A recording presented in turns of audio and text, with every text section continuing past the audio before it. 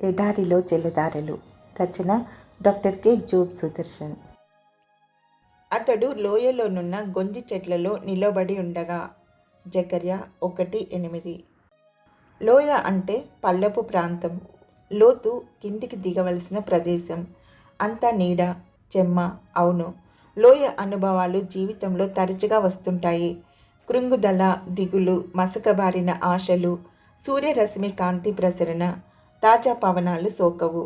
ఈ చీకటి ఇక తెల్లవారుతుందా అనే గుబులు, దిక్కుతోచని నైరస్యం. ఇలాంటి లోయల్లో పెరుగుతాయి గొంజి చెట్లు. చెట్టు 30 అడుగుల ఎత్తు పెరుగుతుంది. కాండం బలహీనంగా ఉంటుంది. సన్నని ఆకులు, చిదిమితే పగిలే చిన్న చిన్న నీలం రంగు కాయలు. గొంజి చెట్లు తీక్షణమైన ఎండవేడిమిని, వడిగా వీచే వడగాలిని భరించలేవు.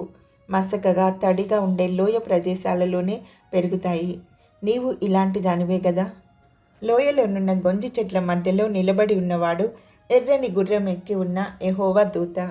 పాత నిబంధనలో యెహోవా దూత అని ఎక్కడ కనిపించినా ఈయన తన మానవ అవతారానికి ముందు మనుష్య రూపంలో అడపాదడపా ప్రత్యక్షమవుతూ వచ్చిన కుమారుడు.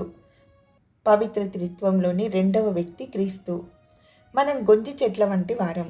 ఇశ్రాయేలు జాతి 70 ఏళ్ళు బబులోను చెర తర్వాత స్వదేశానికి తిరిగి వచ్చారు.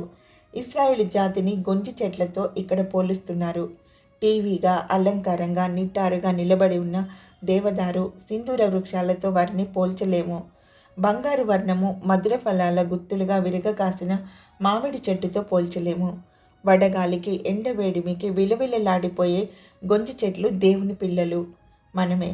ఎవరైనా పౌరుషంగా మాట్లాడితే నొచ్చుకుంటాము. ఎదురయ్యే కష్టాలు దుర్భరంగా అనిపిస్తాయి. వాడిపోతాము. కానీ భయం లేదు. యెహోవా దూత, మన క్రీస్తు మన మధ్యనే ఉన్నాడు. మనం బలహీనులమని మనల్ని చులకన చేయలేదు. తన వెనుక ఎర్రనివి, తెల్లనివి, మచ్చలు గలవి అనేక గుర్రాలు ఉంచుకొని మనకి తోడు నీడగా మనతో ఉన్నాడు. భయం లేదు. లోయలలో, లోతులలో, లోలోన కుమిలే లేలేత మనసులను, మనలను లాలిస్తాడు, పాలిస్తాడు. బలహీనులకు బలమవుతాడు. బలమిచ్చేందుకు తానే బలి అయినాడు.